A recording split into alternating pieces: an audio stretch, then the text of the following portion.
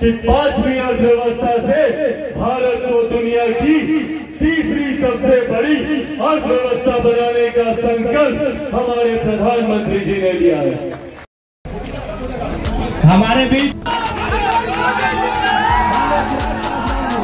की इच्छा शक्ति है, इन्हीं प्रधानमंत्री में यह शक्ति है कि आज देश को क्या दुनिया में भारत का डंका बजता है, ये देन हमारे प्रधानमंत्री आदरणीय नरेंद्र मोदी जी की है।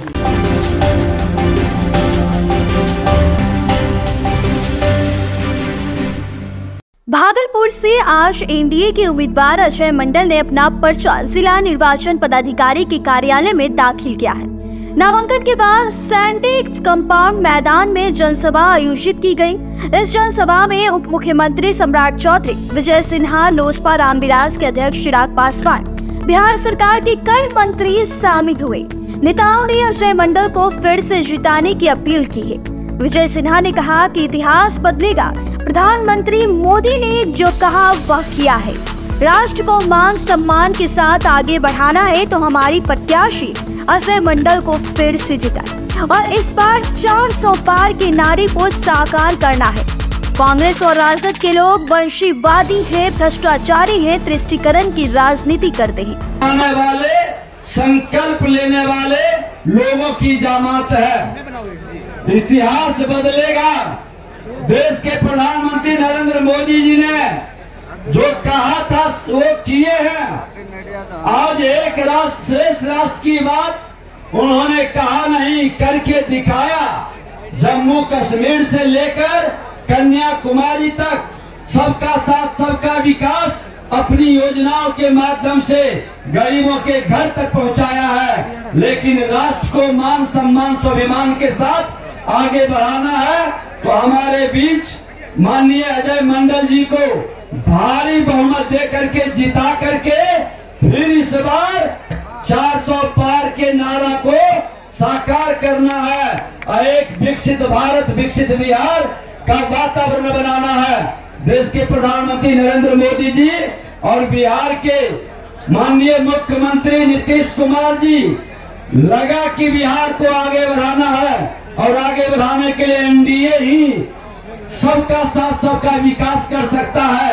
ये भाव को लेकर के आगे चला है। जो विपक्ष में बैठा है ये कांग्रेस और राजद के लोग, ये लोग सिर्फ परिवारवादी है, वंशवादी है, भ्रष्टाचारी है, तुष्टीकरण की राजनीति से समाज को विभाजित करने वाले लोग हैं। सबको साथ लेकर सबका विकास नहीं कर सकते। इसलिए हम आग्रह करेंगे कि सब लोग मिलकर के आज मोदी जी की गारंटी पर विश्वास करें। मोदी जी हैं तो सब मुमकिन है।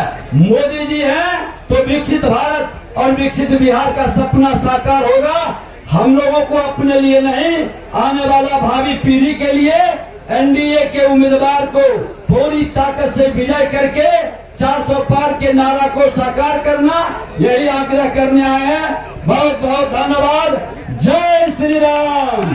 मनसी उप मुख्यमंत्री सम्राट चौधरी ने संबोधित करते हुए कहा कि हम लोगों ने कैबिनेट में कानून बनाया है। ये जो बालू माफिया है, शराब माफिया है, इसे चुनाव के बाद बिहार से बाहर जाना पड़ेगा। जो गरीबों जमीन लूटता है, इन लोगों पर कार्रवाई होगी। नदी सुखाने वालों को नहीं छोड़ा जाएगा। बैठे हम लोगों ने कैबिनेट में भी कानून बनाया और बिहार के विधानसभा से भी माननीय कई विधायक हमारे यहाँ उपस्थित हैं।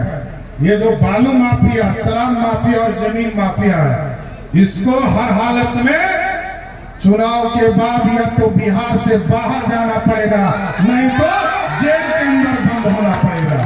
ये स्पष्ट है साथियों, क्योंकि अभी पक्षपात का आरोप लग सकता है जिलाधिकारी पर, लेकिन ये कानून हम लोगों ने बना दिया।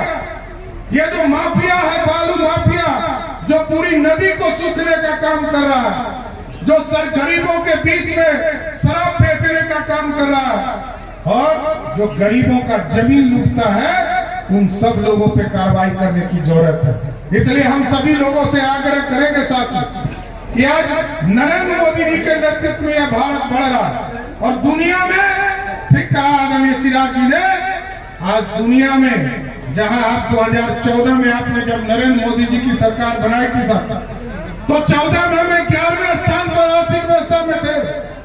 आज जिस अंग्रेजों ने 200 वर्ष तक हम पर राज किया, उसको हराकर, उसी अंग्रेज को हराकर हम 5वें स्थान पर पहुंच गए हैं। हम आपको बताना चाहते हैं। वहीं लोजपा रामविलास के राष्ट्रीय अध्यक्ष चिराग पासवान ने कहा कि राष्ट्र हित के लिए जरूरी है मौजूदा प्रधानमंत्री को तीसरी बार प्रधानमंत्री बनाए। दुनिया के हर कोने में भारतीयों को सम्मान मिला है। दुनिया की 5वीं अर्थव्यवस्था हमारी है। अगले 5 सालों में तीसरी बड़ी अर्थव्यवस्था बनाने का संकल्प है। देखिए इस रिपोर्ट में क्या कुछ कह रहे हैं। जहां अजय मंडल जी के इस नामांकन सभा में उपस्थित हुए हैं, तो वहीं चुनाव की इस पूर्व संध्या पर, जब चुनाव की दहलीज पर हम लोग खड़े हैं, 2024 के लोकसभा के चुनाव हम लोग के दरवाजे पर दस्तक दे रहे हैं, तो ऐसे में हमारे प्रधानमंत्री आदरणीय नरेंद्र मोदी जी का दिया गया वो लक्ष्य हम सबको संकल्प के भाव से हम लोगों को आगे लेकर जाने की जरूरत है।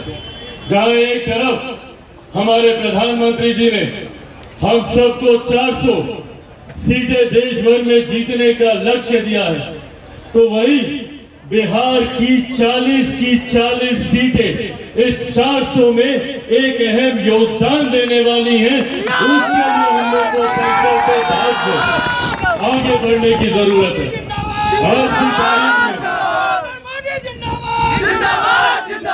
की तारीख में जब हम लोग बिहार के साथियों, यहाँ पर एक बार आप सब लोग जोरदार ताली से पूर्व उप मुख्यमंत्री आदरणीय रेणु जी का आप लोग जोरदार ताली से आप लोग स्वागत करें। की इच्छा शक्ति है, इन्हीं प्रधानमंत्री में ये शक्ति है कि आज देश तो क्या दुनिया में भारत का डंका बजता है। ये देन हमारे प्रधानमंत्री आदरणीय नरेंद्र मोदी जी की है, इसमें कहीं कोई शंका नहीं है।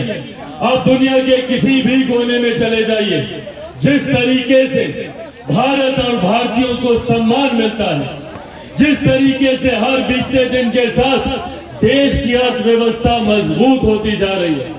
आज से 10 साल पहले हम लोग नहीं जानते थे कि भैया देश की अर्थव्यवस्था में भारत दहाई के आंकड़े पे आता है या 100 से पार हो रहा है, कोई नहीं जानता था ये।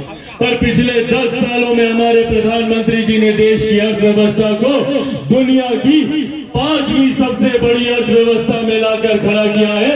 ये देन हमारे प्रधानमंत्री की है। लोग सोचते हैं आज कि 5वीं अर्थव्यवस्था से भारत को दुनिया की तीसरी सबसे बड़ी अर्थव्यवस्था बनाने का संकल्प हमारे प्रधानमंत्री जी ने लिया है। साथियों, ये वो प्रधानमंत्री हैं जिन्होंने महिलाओं से लेकर बुजुर्गों की चिंता की, महिलाओं के लिए शौचालय से लेकर उज्ज्वला योजना लेकर आए, तो एक गरीब वर्ग का व्यक्ति, कोई बुजुर्ग आर्थिक कठिनाई के अभाव में इलाज से वंचित न रह जाए, आयुष्मान की योजना भी हमारे प्रधानमंत्री आदरणीय नरेंद्र मोदी जी लेकर आए।